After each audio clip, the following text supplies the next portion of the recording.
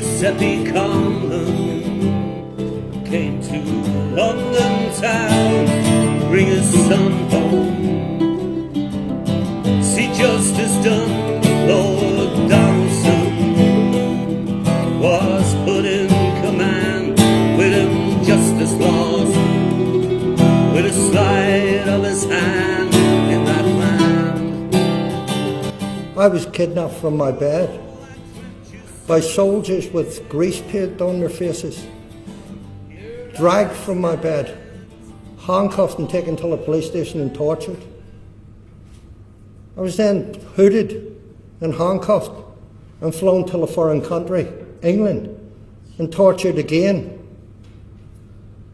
And in a period of 7 days, the British government, and I don't say the British police, I say the British government, Roy Jenkins in particular, Merlin Rees as well, one of those two signed a form that gave immunity to the police who were allowed to torture us.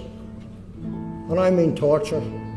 To be held naked, to have Alsatian dogs set upon you, to be taken out naked to country lanes, hooded, handcuffed, the hood taken off and told to open your mouth. And when I shook my head, they hit me in the head with a revolver, and I went, oh, and they stuck the gun in my mouth, pulled the hammer back and pulled the trigger.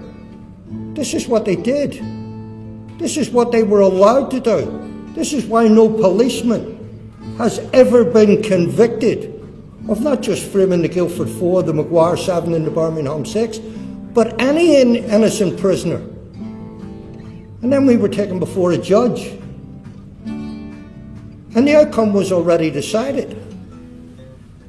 The only thing it was in the balance was the length of time we would get. And Donaldson, on the 22nd of October 1975, when we were found guilty of a crime we didn't commit, said that he wanted an oath from the Home Secretary, why the proper legislation was no longer on the statute book, why hanging wasn't available as a sentence to him. And he looked at us, myself, Carol Richardson, who's now dead, by the way. Carol died last year, 55 years of age, several breakdowns in prison, being administered mind-altering drugs, came out to a world she didn't understand, confused, went to live with her lawyer, Alistair Logan. I went to live with Gareth. And she went into Guildford one day, and the people in Guildford came up to her and expressed their sorrow and horror and pain of what had happened to her. And she couldn't take it. And she went back and she decided she didn't want to go out and be recognised again. So she ate herself to 22 stone and was still taking psychotic drugs from the legacy of the horror she went through at prison. And in my head, I still hear Carol's screams on the 22nd of October when they dragged her down the stairs, and could hear her feet being dragged along the corridor by male screws, and the whimpering of her and the howls of her, and then the doors opening and them going in and administrating an injection to her to calm her down. Carol was never the same. Carol's dead now. 15 years for something I didn't do, for something I didn't know anything about. Innocent people railroaded to jail on the back of what they were allowed to do to innocent Irish people. And they wanted to hang us. But I always knew I was going to get released because I shouldn't have been there. I didn't deserve to be there. I'd done nothing except be Irish. And when they released me, my father's words were burning into my brain. The last time I seen my father alive was Friday the 18th of January 1980, and taken up to the room he was in. And it was full of people in suits. The corridor was full of people, policemen in uniform with guns. And I'm reaching out to hold my hand and trying to pull the oxygen mask off his face. And I'm saying to me, I'm dying. You're never going to see me again. But don't be worrying. My death's going to be the key that opens the door to your cell that gets you out. And when you get out, you go out the front door, because you remember they put us in the back door. And that's what I did. I went out. And burning in my brain was Paddy Hill, who lived in the cell across from me in Gartree for the last 2 years of my sentence. And Paddy used to do marquetry. And every night it would be sanding and varnishing. And I often wondered, was he doing the sanding and varnishing to cover the tears and the whimper of missing his family? And Paddy came out and we fought for other innocent people, because innocent people fought for us. And Paddy set up Mojo, the Miscarriage of Justice organisation, and he set it up out of his own compensation, because we haven't let this go, because we haven't had justice. Tony Blair apologised in 2005, but did he mean it? No. It was electioneering, it was to get Irish votes in England. That's what it was about. But we met Marie Eagles, who was the Undersecretary to Jack Straw at the Ministry of Justice. And she came out of the side door and she went over to me and Paddy and she started crying. And she said, I've been in the back room reading your files. Yous were not a miscarriage of justice, yous were something else. We always knew we were something else. This wasn't a mistake. This was deliberate policy by the British government in order to stop a murderous campaign in England by the IRA. In 1994, Barbara Mills, the Director of Public Prosecutions, ordered the government to put a 75-year public immunity interest order on our case, the Official Secrets Act. The only criminal cases in British history. Why? To protect the people who made their names on it. And let me tell you who they are. Michael Havers, who prosecuted us, who withheld evidence.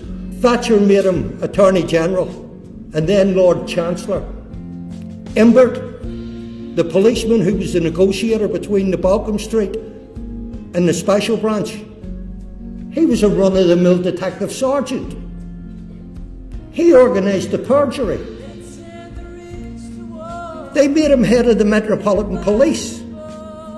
Thatcher knighted him, and Blair made him a lord. And when he was made a lord, Blair also offered Gareth Pearce an OBE for her services to justice. And when Gareth heard that Imbert was having an investiture at the same time, she turned it down. But I'll tell you what, I wish there had been a Julian Assange, an Edward Snowden, a Bradley Manning around when we were in jail to get unearth the papers that the government are holding and refusing to let the public see. I wish there was a Bradley Manning around then. Bradley Manning's kept the contract between the people and himself, because us as people elect politicians to go into power on our behalf, to enrich our lives, to keep us safer and to give us better economic conditions. We don't elect them to get into bed with oil companies. We don't get into bed with the likes of Cheney's Halliburton and all the rest. And we don't get them to bail out the bankers. We needed a Bradley Manning here when the Anglo-Irish Bank was collapsing and people were being taxed to death and having to dig them out of a hole. That's what we needed.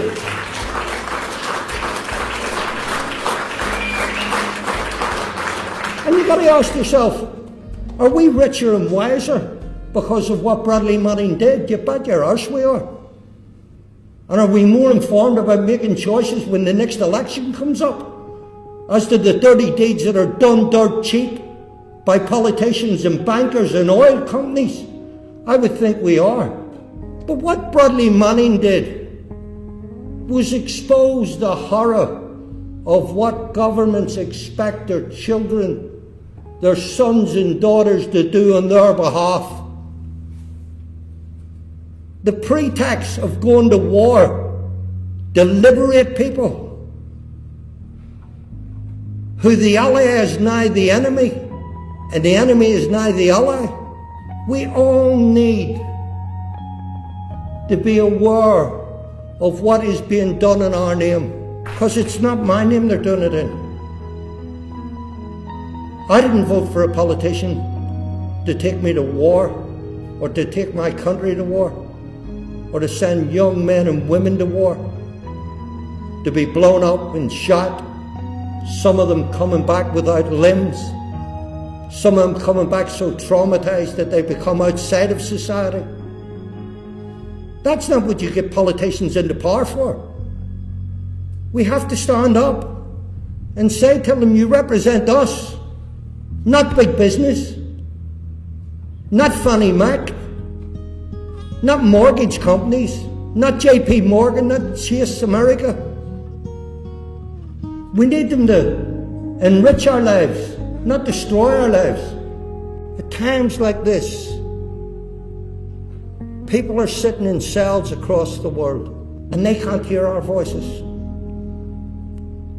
But if we talk about it and debate it and encourage others to become part of it, they will hear our voice.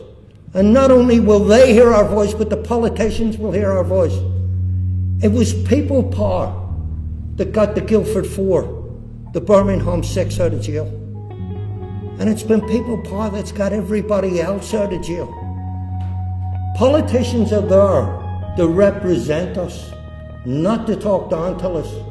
Because if they talk down to us, we have the choice never to elect them again. We need them to fulfill the contract that they make with us. We need to hold them to that contract. And I just like to say, I could have been hung for something I didn't do. And thank God, the capital punishment is no longer in existence in England. Thank you very much. Here I stand, a father and a man for my son, for justice from this land that makes and it fades, that shakes the scales of justice so that none can be had, so that none can be had. Gerry Conlon died 1981 in a British prison. Rest in peace.